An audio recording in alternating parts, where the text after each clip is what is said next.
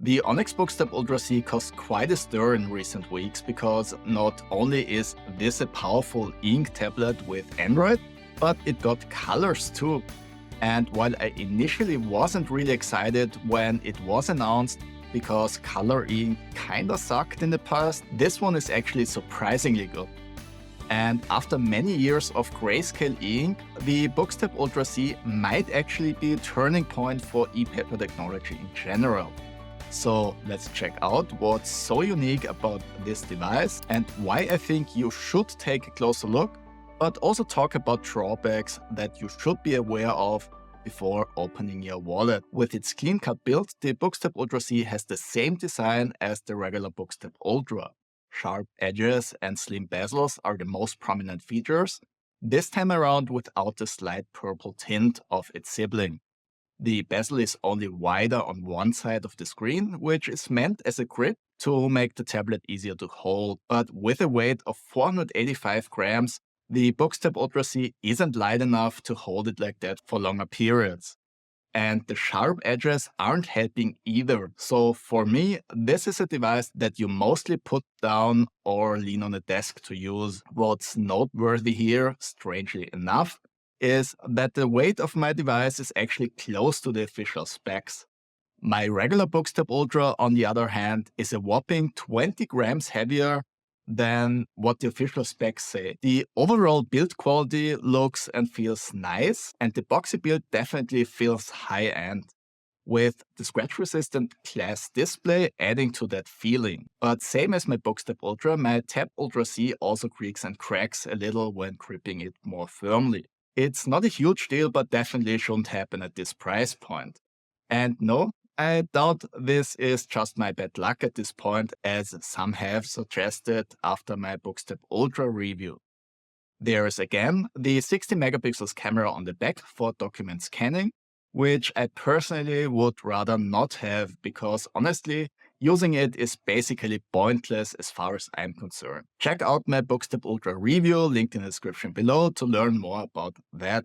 But my main concern with the camera is that you can't put the tablet down flat on a desk because the camera bump is protruding quite a bit. So there's wobbling when not using a case. With the official case, it's not an issue, thankfully. The tablet has an octa-core Snapdragon CPU, 4 gigs of RAM, and 128 gigs of user-expandable internal storage. So it's more than fast enough for pretty much anything the e-ink screen can handle. It also has dual speakers and dual microphones. The Boox Tab Ultra C has a mixed resolution 300 ppi and 150 ppi in Kaleido screen. Kaleido is the name of the color technology in use here, and is also the reason why there are two different resolutions. The 300 ppi resolution is generated by the ink screen itself. That screen basically works like any ink display of any e-reader you already know.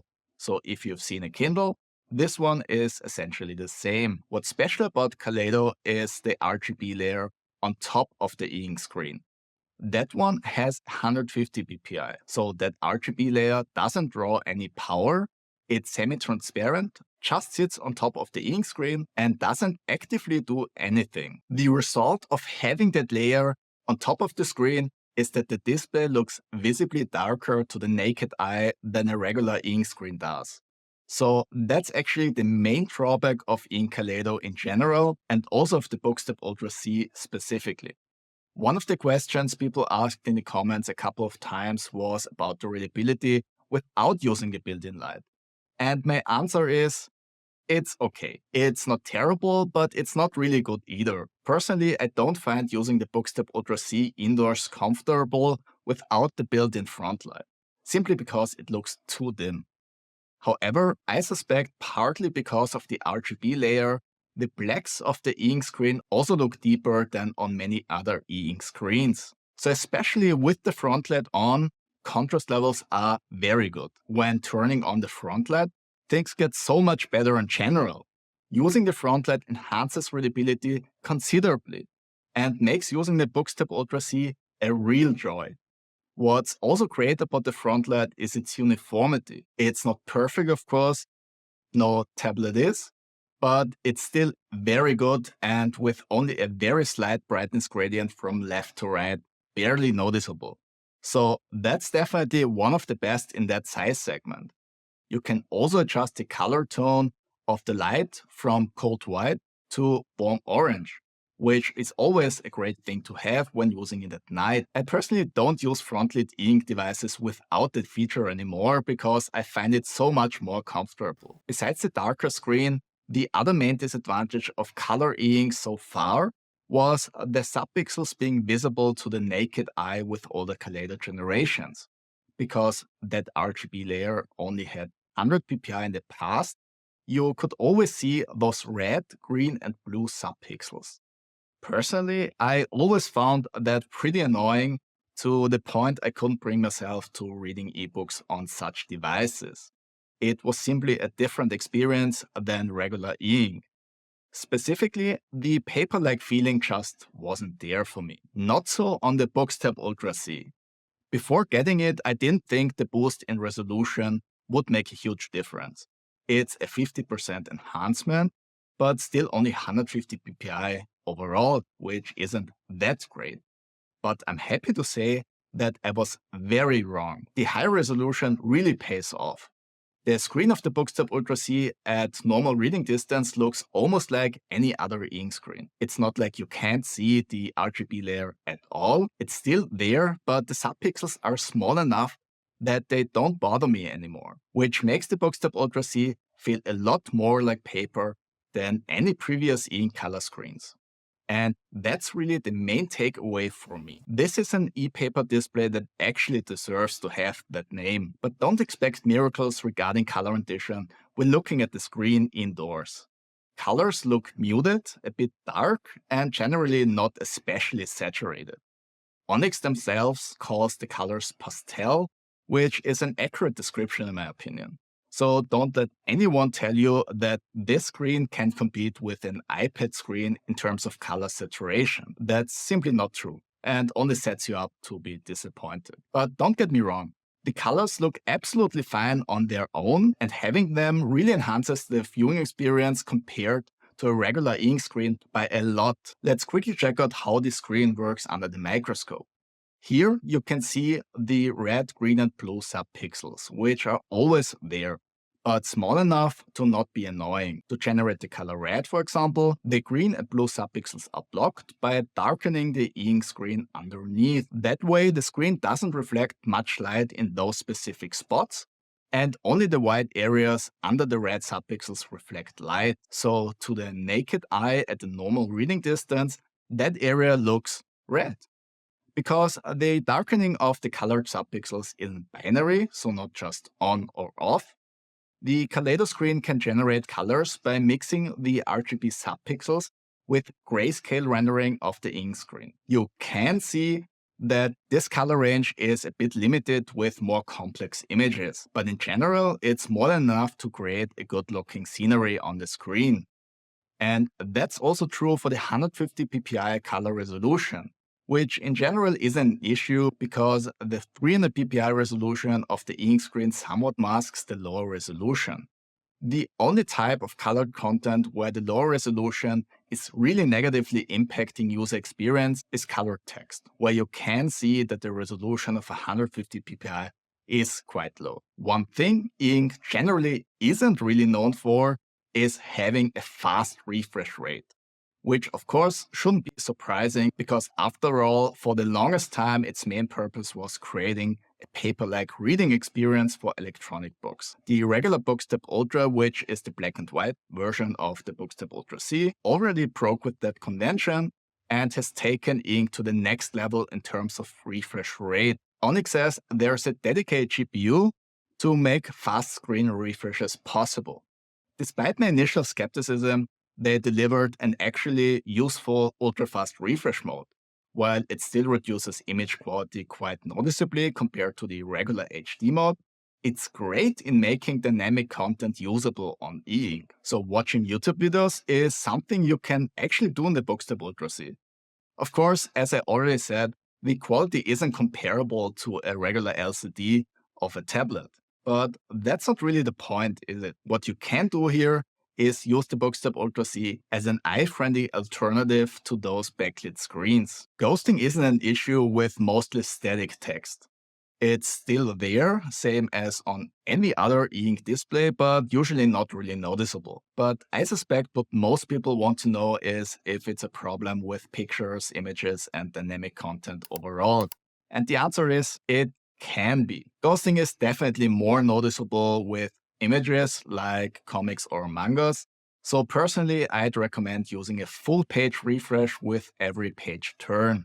That way, it's not an issue. The full page refresh is quick enough to not be a big problem, in my opinion. The ultra-fast refresh mode does a good job in refreshing the screen for more dynamic content, and it also works great with the color generation. So at no point did I have the feeling that the colors were off because of ghosting. However, depending on the scenery, same as with images in HD mode, you can definitely notice ghosting. If that's a problem, really depends on your personal needs and preferences. And of course, also on the content itself. The Boox Tab Ultra C comes with the Boox Pen 2 Pro, which is the nicer version of their regular pen. With a weight of 16 grams, it feels better in the hand and also has an eraser on top. Same as other Boox devices, the Tab Ultra C uses Wacom touchscreen technology for pen input, which is quick to respond and very precise. Pen input latency is around 20 milliseconds as captured with this ultra slow motion shot. It seems to be a tiny bit slower than the regular Boox Tab Ultra, which I suspect has something to do with the device having to do more calculations because of the RGB subpixel blocking. The writing feel isn't as paper-like as with the Kindle Scribe or Boox Note Air 2 Plus because the display surface is smooth. While I love a more textured paper-like screen like on the Kindle Scribe, I personally also don't mind not having it, to be honest. It has also the advantage of being less abrasive than the more textured screens of the other devices, so pen tips last longer. The Boox Tab Ultra C uses Android 11, which isn't the newest version, but is typical for ink devices at the moment. It's modern enough to not cause any problems to run side-loaded apps, which I'll come to in a minute. If the past is any indication, Boox won't upgrade the Android version during the lifetime of the Boox Tab Ultra C. The UI was optimized for the ink screen, which means most of the elements have high contrast borders. Thanks to the Kaleido screen, there are also now colors throughout the UI, which is definitely a welcome change. One issue I have, though, is the somewhat uncertain data privacy situation with Onyx books in general. Same as other devices, the Boox Tab Ultra C also makes connections to Chinese servers. Even though synchronization settings and automatic update checks are disabled, Onyx Books does have a privacy policy in place, which makes me feel a little better, but I'd prefer if the tablet wouldn't make unnecessary connections to the internet altogether, especially if it's unclear why and where to. Although it uses Android 11, the UI isn't as intuitive as you'd expect. There's quite a steep learning curve for using this tablet. If you know books or are tech savvy, you won't have any issues. But if you're coming from a regular Android tablet or an iPad, there will be an adjustment period. The Notetaking app is packed with features, ranging from different pen types, page templates, layers, shapes, or even audio recordings. Showing all of it in this video is just too much and would take another 20 minutes. So I'll follow up on these functions in another video. So make sure to subscribe to not miss it if you're interested to see those in more detail. Summarizing all of it, I'd say the note-taking capabilities are comparable to the Remarkable 2, in some areas even better, but not as intuitive to use because the UI isn't as refined. You can also use colors for note-taking, which works pretty well. As I said, it might be a tiny bit less responsive than the black and white Boox Tab Ultra, but that's already going a bit into nitpicky territory. Same as I mentioned before, the colors look a bit muted and some can look a bit off on their own, like navy blue. That one is just too dark in my opinion.